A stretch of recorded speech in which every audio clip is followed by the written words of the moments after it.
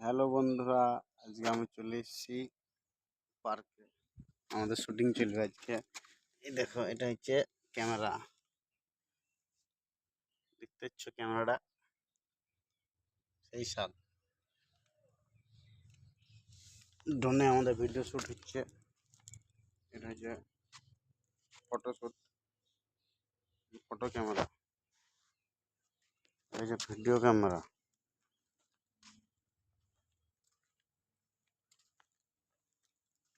হচ্ছে বাঘ।